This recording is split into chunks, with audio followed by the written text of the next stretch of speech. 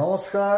আজকে বলবো হচ্ছে মীন রাশিকে নিয়ে। দেবগুরু বৃহস্পতি রাশির অধিপতি, দেবগুরু বৃহস্পতি বক্রি হচ্ছে 11ই নভেম্বর 2025 এবং এই বক্রি সীমা থাকবে হচ্ছে 11ই মার্চ 2026 পর্যন্ত। তার মধ্যে 5ই ডিসেম্বর পর্যন্ত উচ্চ অবস্থায় বক্রি থাকছে, তারপরে আবার চলে আসবে হচ্ছে মিথুন রাশিতে। তো এখানটাতে দুই রকম ভাগ দেখাচ্ছে, একটা উচ্চ অবস্থায় বক্রি, একটা নর্মাল অবস্থায় বক্রি হয়ে যাওয়া।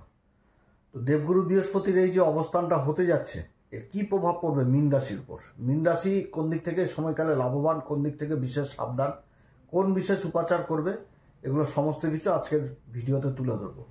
তো অনুষ্ঠানটি শুরু করার আগে সবার প্রথম বলি, এটা চন্দ্র রাশির উপরে এবং গ্রহের গোচরের উপরেই আলোচনা করা হচ্ছে, কারো কোনো রকম ব্যক্তিগত কুষ্টি ধরে এটা আলোচনা নয়। আমাদের জ্যোতিষশাস্ত্র বলছে দেবগুরু বৃহস্পতি আর শুক্র হচ্ছে সব থেকে শুভ গ্রহ এবং আচার্যের ভূমিকা পালন করে। দেবগুরু বৃহস্পতি জ্ঞানের ভাণ্ডার, যার জ্ঞানের আলোয় অজ্ঞানতার অন্ধকার দূর হয়। দেবগুরু বৃহস্পতি হচ্ছে ধর্ম, মায়া, মমতা, পর উপকারিতা, ধনসম্পত্তি, সমস্ত কিছু কিন্তু দেবগুরু বৃহস্পতি। দেবগুরু বৃহস্পতি উচ্চ অবস্থায় বক্রি হয়ে যাচ্ছে এবং এখানটাতে 5ই ডিসেম্বর পর্যন্ত থাকবে এবং যে নক্ষত্রে বক্রি হচ্ছে সেটা হচ্ছে নিজেরই নক্ষত্র, পুনর্বসু নক্ষত্রে। তো এর একটা বিশেষ প্রভাব থাকবে এই সময়কালে, কারণ দেবগুরু বৃহস্পতি পুনর্বসু নক্ষত্রের চতুর্থ চরণেই বক্রি হচ্ছে এবং যার নবাংশ চরণ হিসাবে যে নবাংশটা পাচ্ছে সেটাও কিন্তু কর্কট নবাংশ পেয়ে যাচ্ছে এই সময়কালে। এবং তার সাথে শনিও কিন্তু অবস্থান করছে দেবগুরু বৃহস্পতির নক্ষত্র পূর্বা ভাদ্রপদের চতুর্থ চরণে, এবং শনিরও কিন্তু নবাংশ হচ্ছে এই কর্কট নবাংশ। একটা ভালো কিন্তু ইফেক্ট থাকবে। যখন শুভ গ্রহ বক্রি হয় তখন কিন্তু তার শুভ ফলে বৃদ্ধি পেয়ে যায়, কিন্তু এখানে দুই রকম ভাগ হয়ে গেছে, একটা উচ্চ অবস্থায় বক্রি হওয়া এবং একটা সাধারণ অবস্থায় বক্রি হওয়া। যখন সাধারণ অবস্থাতে বক্রি হয় তার কিন্তু একটা অন্যরকম প্রভাব, আর একটা উচ্চ অবস্থায় যখন বক্রি হবে তার কিন্তু একটা অন্যরকম প্রভাব হবে। তো সাধারণ অবস্থায় যখন শুভ গ্রহ বক্রি হয় তখন তার শুভ ফলটা যথেষ্ট বৃদ্ধি পায়। এই দেবগুরু বৃহস্পতি সাধারণ অবস্থায় যখন বক্রি যখন হয়েছে, তো বক্রির যে সংজ্ঞাটা সেটাও ভালো মতন করে বলছি। সেটা হচ্ছে যখন দেবগুরু বৃহস্পতি বক্রি হবে তখন কি হবে, যে ধর্ম, মায়া, মমতা এগুলো বিশেষভাবে সামনের দিকে উঠে আসবে। অন্তর্দৃষ্টি, আত্মসমীক্ষা যথেষ্ট বৃদ্ধি পেয়ে যাবে এই সময়কালে। জ্ঞান, ধর্ম, নৈতিকতা, দার্শনিক একটা চিন্তা ভাবনা এগুলো যথেষ্ট চলে আসবে অন্তরে। এবং বহির্মুখী যে একটা জিনিস তার থেকে বেশি কাজ হবে হচ্ছে অন্তর্মুখী। যে বাইরের দিকে সেরকম জিনিস প্রভাবিত হবে না, কিন্তু অন্তর্মুখী যে জ্ঞান সেই জ্ঞানটা বিশেষভাবে এই সময়কালে প্রভাবিত হবে এবং আধ্যাত্মিক চেতনা, ধ্যান, ধারণা এগুলো যথেষ্ট এই সময়কালে বৃদ্ধি পাবে। কারণ দেবগুরু বৃহস্পতি ধর্মের কারক, ধর্ম জিনিসটা উঠে আসছে, আধ্যাত্মিকতার কারক। এই জিনিসগুলো কিন্তু বিশেষভাবে উঠে আসবে, অর্থাৎ নিজের যে আত্মবিশ্লেষণ ক্ষমতা সেটা কিন্তু যথেষ্ট প্রভাবিত করবে এই সময়কালে এই মীন রাশিকে। কারণ দেবগুরু বৃহস্পতির এই বক্রি অবস্থা, রাশির অধিপতিই হচ্ছে দেবগুরু বৃহস্পতি। দেবগুরু বৃহস্পতি স্বয়ং রাশির অধিপতি হয়ে বক্রি আছে নিজের নক্ষত্রে। অন্তর্জ্ঞান বিশেষভাবে প্রভাবিত করবে এই সময়কালে দেবগুরু বৃহস্পতিকে, এবং নিজের যে কর্ম সেই কর্মের যে ফল সেই জিনিসটাকে বিশেষভাবে অনুভব করতে পারবে, যে আমি কর্ম করছি তার কি ফল, এবং আগামী দিন এবং ভবিষ্যৎ অর্থাৎ ভবিষ্যৎকে অনুধাবন করতে পারবে এই সময়কালে। আত্মবিশ্বাস যথেষ্ট মজবুত হবে, ঈশ্বরের প্রতি প্রেম, ভালোবাসা এগুলো কিন্তু যথেষ্ট এই সময়কালে বৃদ্ধি পাবে। তো এটাতে একটা দিক উঠে আসছে যে সময় বক্রি হবে আর কি, দেবগুরু বৃহস্পতি বক্রি, এবার উচ্চ অবস্থায় কিন্তু বক্রি আছে, এর কিন্তু আবার প্রভাব অতটা ভালো হয় না। গ্রহ যখন উচ্চ অবস্থায় বক্রি হয় তার কিন্তু প্রভাব অতটা ভালো হয় না। অর্থাৎ মীন রাশির ক্ষেত্রে এই যে বক্রি অবস্থা 5ই ডিসেম্বর পর্যন্ত বিশেষভাবে প্রভাবিত করে দিবে। অতএব এদিক থেকে বিশেষভাবে সাবধান। সেটা হচ্ছে যে এই সময়কালে নিজের যেটা শিক্ষার ঘরেই কিন্তু দেবগুরু বৃহস্পতি বক্রি হচ্ছে, সন্তানের ঘরে দেবগুরু বৃহস্পতি বক্রি হচ্ছে, অর্থাৎ শিক্ষার ব্যাপারে দেবগুরু তো বৃহস্পতি হচ্ছে শিক্ষার কারক। এই দিক থেকে একটা মনের মধ্যে অহংকার জন্মাবে, কারণ এটাকে এইভাবেও কিন্তু বোঝা যেতে পারে।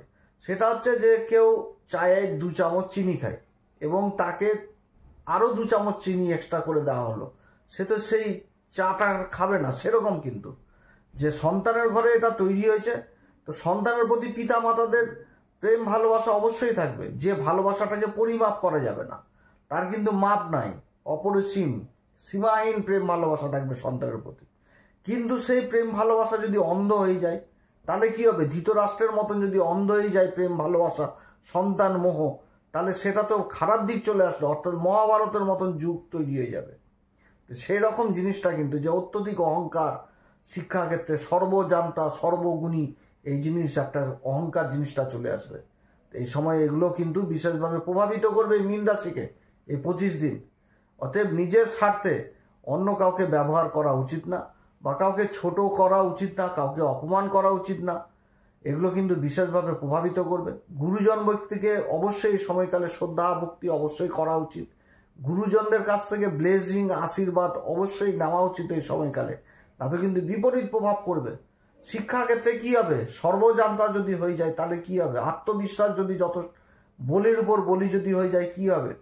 হোঁচট খেয়ে যাবে, সামনের দিনগুলো চলতে পারবে না। এবং দেবগুরু বৃহস্পতির এই যে পঞ্চম ঘরে অবস্থান করে যে দৃষ্টি পড়ছে, ভাগ্যের ঘরে পড়ছে, উচ্চশিক্ষার ঘরে, পিতার ঘরে পড়ছে, পিতাকে অসম্মান করবে, এগুলো জিনিস হয়ে যাবে। তারপরে উচ্চশিক্ষার দিকে ওভার কনফিডেন্ট হয়ে যাবে, লাভের ঘরে পড়ছে, তো লাভ আসতে মানে সেই জিনিসটা আসতে অসুবিধা হবে, রাশিকে প্রভাবিত করবে। সর্বজান্তা আগে বললাম এই জিনিসগুলো, এবং তার সাথে যথেষ্ট আলস্য জিনিসটাও দিয়ে দিবে, আলস্য জিনিসটা দিবে এই সময়কালে, এবং তার সাথে খাওয়া দাওয়ার ব্যাপারটা উঠে আসছে।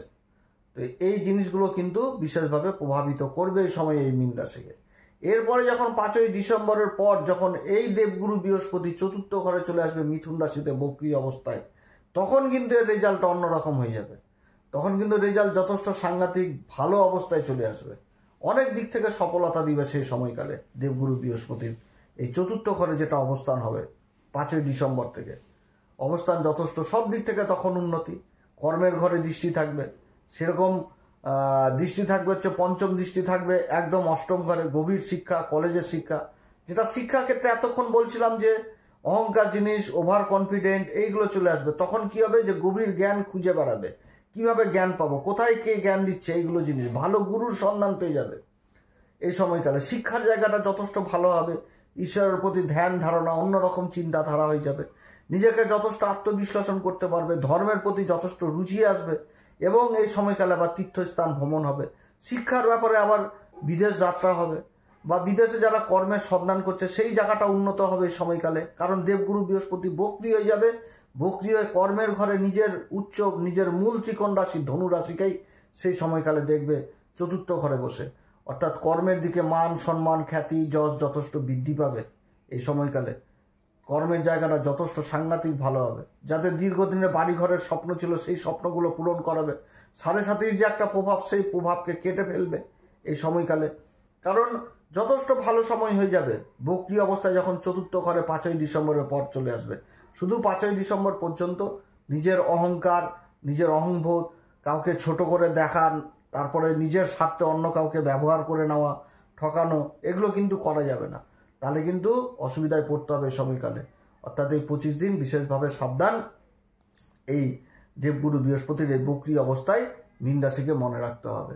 কারণ পঞ্চম ঘরে অবস্থান, সন্তান, পিতামাতাদের সন্তানের প্রতি মানে সন্তান যথেষ্ট জেদি হবে, ওভার কনফিডেন্ট হবে শিক্ষার দিক থেকে, বা শিক্ষার দিকে একটা মানে সময় না দেওয়া, এবং গুরুকে অশ্রদ্ধা করা, গুরুকে অভক্তি করা, এগুলো জিনিস চলে আসবে এই সময়কালে যখন পঞ্চম ঘরে বক্রী অবস্থায় থাকবে। উচ্চ অবস্থায় গুরু কিন্তু ভালো ফল দিবে না 25 দিন, তারপর কিন্তু যথেষ্ট ভালো ফল দিবে এই মীন রাশিকে, চারিদিক থেকে উন্নতি দিবে। গভীর শিক্ষা, রিসার্চ জাতীয় বিদ্যা যথেষ্ট উন্নতি পাবে এই সময়কালে। বাড়িঘরের স্বপ্ন বা যারা জায়গা জমি সেল পারচেসের কাজের সাথে যুক্ত রয়েছেন সেই কাজগুলোতে যথেষ্ট ভালো হবে।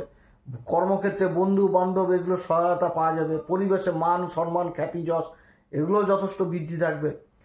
আর্থিক দিক যথেষ্ট মজবুত হবে এই সময়কালে। কর্মের সন্ধান, কর্মের দিক থেকে একটা ভালো উন্নতি, কর্মসূত্রে বিদেশ যাত্রা, এই সমস্ত কিছু হবে। এছাড়া যাদের দীর্ঘদিনের কোনো হয়তো মনের ইচ্ছা ছিল, সেই মনের ইচ্ছাগুলোকেও কিন্তু এই সময়কালে সফল করাবে, অর্থাৎ মনের ইচ্ছা কিন্তু পূরণ হবে। বা যারা গভীর চিন্তায় দুশ্চিন্তায় ভুগছিলেন সেই চিন্তা মুক্ত কিন্তু এই সময় করবে দেবগুরু বৃহস্পতির আশীর্বাদে বকরি অবস্থায় যখন মিথুন রাশিতে চলে আসবে চতুর্থ ঘরে। আর এই সময়কালে কোন উপাচার করবে? প্রত্যেকদিন হনুমান চল্লিশা, বজ্রংবাণ, শ্রীরাম সীতার প্রণাম মন্ত্র সহকারে পাঠ করবেন। যারা গুরুর দীক্ষা নেননি অবশ্যই গুরুর দীক্ষা নেবেন। যারা গুরুর সান্নিধ্যে রয়েছেন গুরুকে অবশ্যই ভক্তি শ্রদ্ধা আশীর্বাদ নেবেন। কোনো গুরুজন ব্যক্তিকে অসম্মান করবেন না। প্রয়োজনে তাদের কাছ থেকে ব্লেসিং নেবেন, আশীর্বাদ নেবেন কর্মক্ষেত্রে। পিতামাতার উপরে তো গুরু নয়, যতই গুরু থাকুক পিতামাতাই হচ্ছে শ্রেষ্ঠ গুরু। যে কোনো কাজ করতে গেলে পিতামাতার আশীর্বাদ অবশ্যই নেবেন এবং যে কোনো কাজ করতে গেলে পিতামাতার সাথে অবশ্যই পরামর্শ নেবেন, তাদের আশীর্বাদ নেবেন, তাহলে দেখবেন যথেষ্ট ভালো উন্নতি করতে পারবে। এবং এই সময়কালে মন্দিরে পূজারীদের পা ছুঁয়ে আশীর্বাদ নেবেন। যে সমস্ত মন্দিরে রেগুলার ভোগ রান্না হয় সেই সমস্ত মন্দিরে মিষ্টি কুমড়ার মতন খাবারের বস্তু দান করবেন, যথেষ্ট ভালো ফল পাওয়া যাবে। এবং হনুমান চল্লিশা, বজ্রংবাণ অবশ্যই প্রত্যেকদিন পাঠ করবেন। আপনারা সবাই ভালো থাকেন। এরপরে আবার আসবে একটি নতুন পর্ব নিয়ে। নমস্কার, ধন্যবাদ।